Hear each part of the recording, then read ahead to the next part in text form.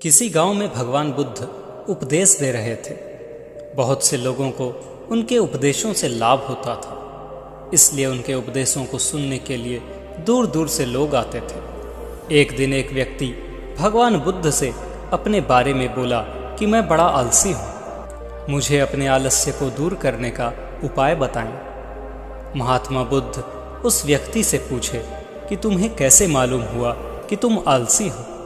उस व्यक्ति ने कहा कि घर में सभी लोग मुझसे कहते हैं कि मैं आलसी हूँ। परिवार के लोग जब बार बार कहते हैं तब मुझे भी लगता है कि मैं सचमुच बहुत आलसी हूँ।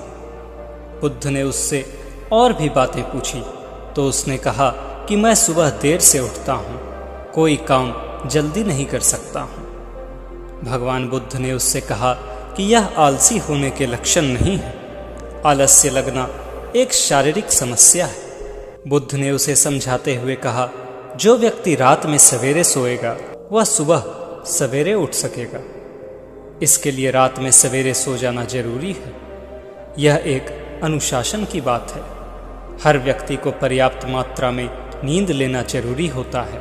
रात में कम सोने से दूसरे दिन आलस्य बनी रहती है, सुबह सवेरे उठने की इच्छा नहीं होती है। इसलिए अनुशासित जीवन जरूरी होता है। नियम से अपने कार्यों को समय पर कर लो। आलस्य का दूसरा कारण होता है भोजन।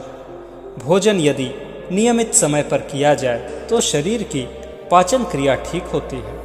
भोजन शुद्ध होनी चाहिए। शुद्ध भोजन जल्द पचते हैं, इससे शरीर की शक्ति बढ़ती है, स्फूर्ति भी बना रहता है। भोजन भी संतुलित होनी चाहिए।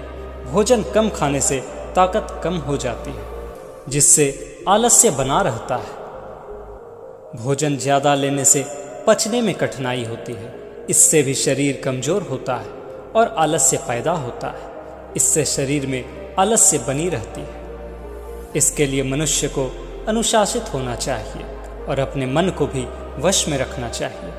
तुम्हारा आलस्य आप से आप खत्म हो जाएगा। तुम एक फुर्तीला इंसान बन सकोगे।